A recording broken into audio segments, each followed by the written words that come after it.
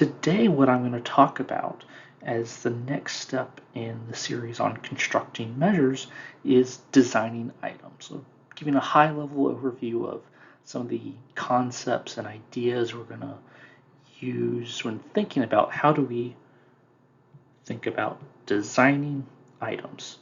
So, the designing items, it can be really difficult, and I don't want to sugarcoat that. It's designing good items is a very thoughtful and and a purposeful endeavor that we need to be specific and we need to be explicit about how we do that.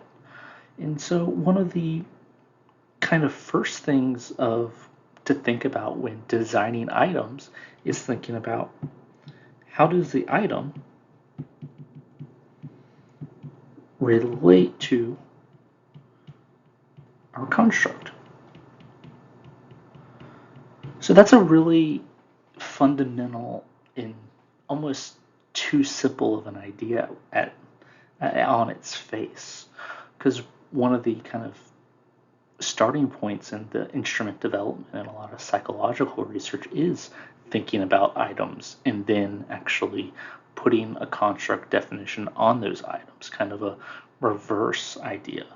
Both are equally can be equally useful in certain contexts. And so thinking about our items first or our construct definition.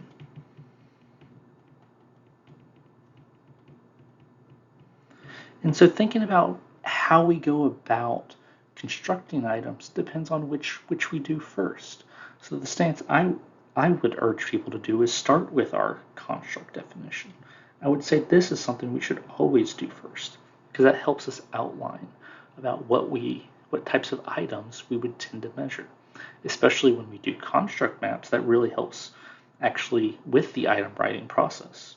And so doing this, the item writing second can be a very useful thing once we have a strong definition to base our items off of.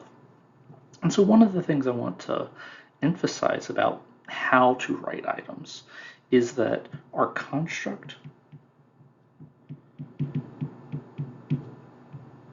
and our items, like a common way of thinking about it is that our construct and items are this kind of just related ideas, that there is some arbitrary connection between our construct and our items. And I think we can do better than that.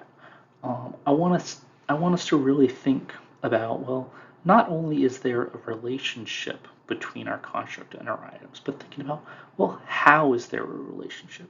Because when we have kind of ambiguous, well, our construct, these items are related to it.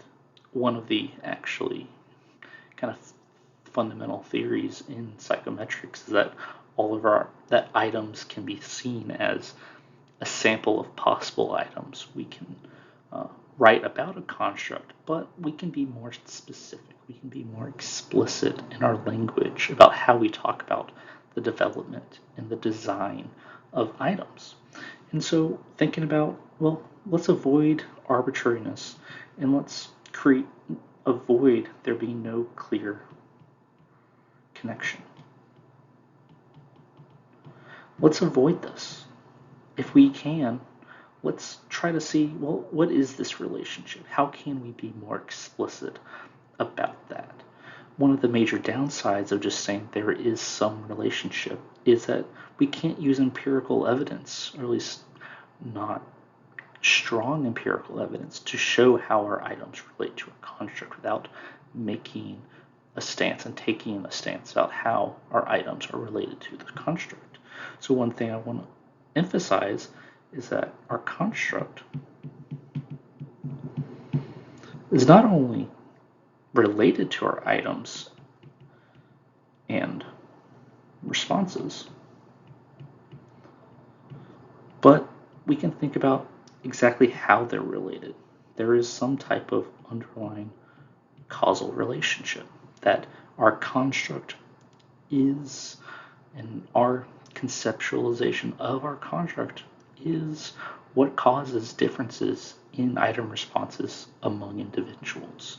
And then a major part of psychometrics and statistics and measurement in general is then using those responses to make inferences about our construct. So this is a strong claim and assumption that we're making, that there is some underlying reality. There is a reality that we're trying to assess that causes differences in why people respond differently to our items. But then we use those differences to make inferences about our construct. And there is a kind of looped relationship that we can't really disaggregate how those causes are, but that is our goal is to make a claim that we are using our item responses the best we can to make inferences about our construct. Now, some types of designs itself. So designs of items depends heavily on the domain in the construct that we're trying to assess.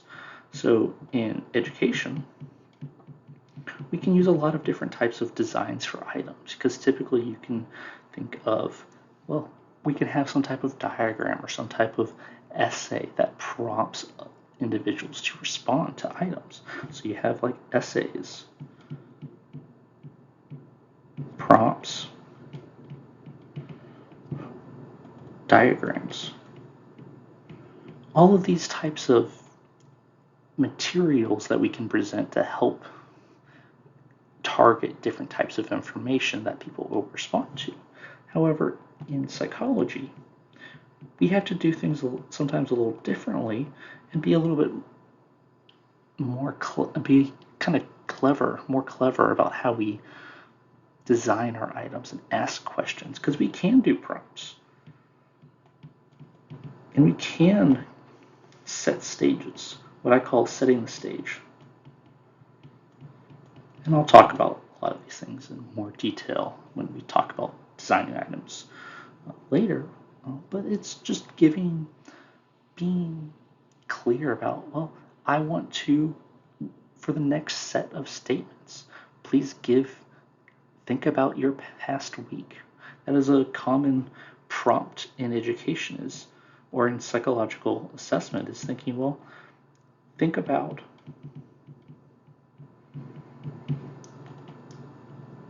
your experience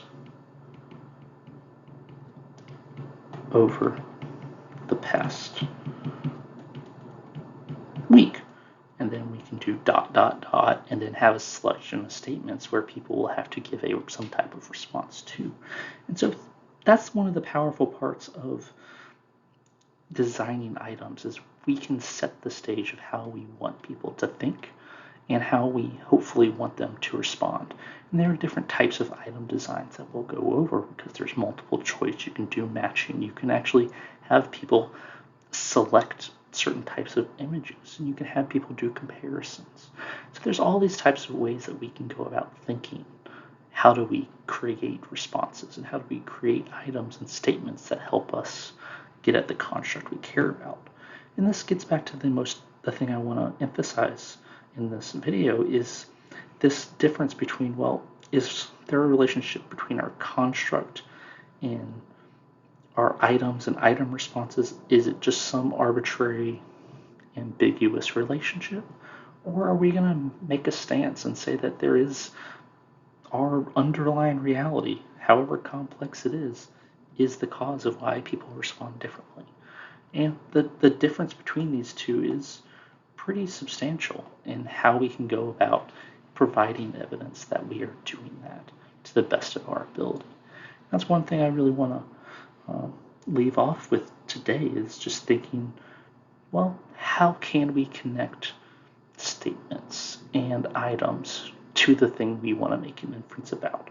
And how strong of claim are we okay with saying, and how much emphasis do we want to put on that? And that's what we'll talk about more in the future as we dig into how to design items to help us get at differences among people. And I look forward to talking about how we can do that and provide evidence we are doing that in the best way possible.